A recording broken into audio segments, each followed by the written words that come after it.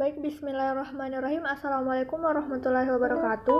Perkenalkan, nama saya Selviana, kelas Kimia B, Fakultas Sains dan Teknologi dengan NIM 60501211089. Jadi, saya di sini ingin memaparkan beberapa materi, yaitu yang pertama hadis pada masa Rasulullah SAW, dan yang kedua hadis pada masa sahabat dan tabi'in.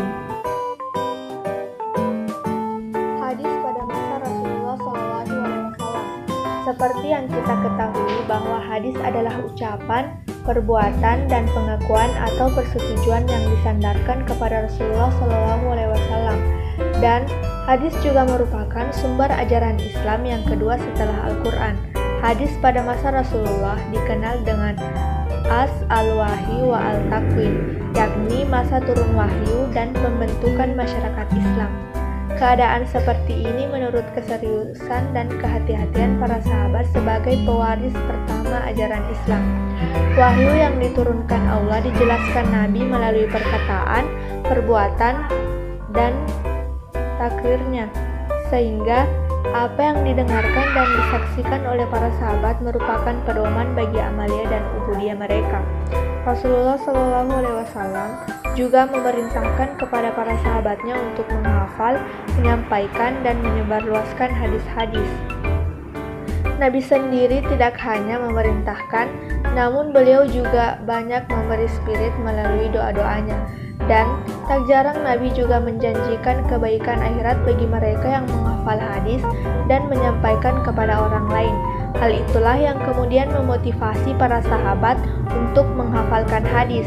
Di samping para sahabat adalah orang Arab tulen yang mayoritas tidak baca tulis.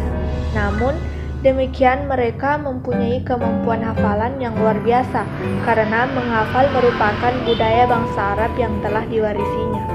Selanjutnya, hadis pada masa sahabat dan tabi'in, yaitu yang pertama hadis pada masa sahabat.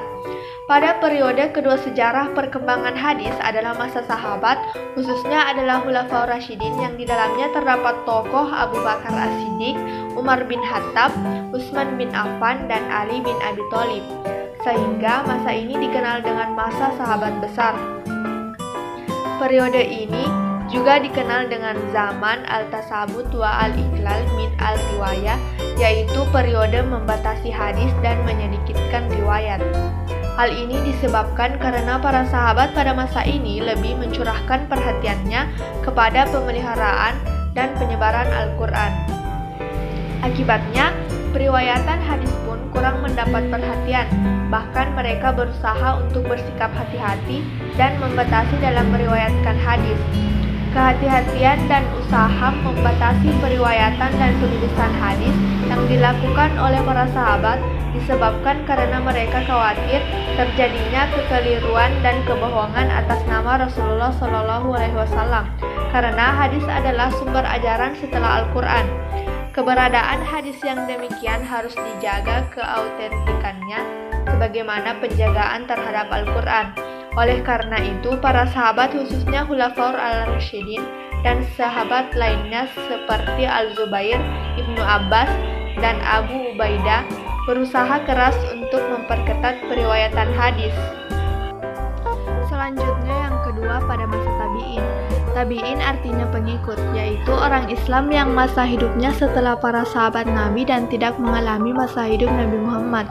Usianya tentu saja lebih muda dari sahabat Nabi, bahkan ada yang masih anak-anak atau remaja pada masa sahabat masih hidup. Tabi'in disebut juga sebagai murid sahabat Nabi, seperti Al-Qasim bin Muhammad bin Abi Bakar As-Siddiq, Al-Hasan Al-Basri, Abu Hanifah, Umar bin Abdul Aziz. Pada masa tabi'in, Islam sudah menyebar ke berbagai negara, bahkan pada tahun 93 Hijriah, Islam sudah sampai ke Spanyol. Hal ini karena sahabat berangkat untuk mengemban tugas pemerintahan ataupun keagamaan ke negara-negara sekitar Jazirah Arab. Hadis yang diterima para tabi'in dari gurunya atau para sahabat pada umumnya dalam bentuk catatan-catatan ataupun hafalan, dan periwayatannya pun tidak berbeda jauh dengan yang dilakukan oleh para sahabat.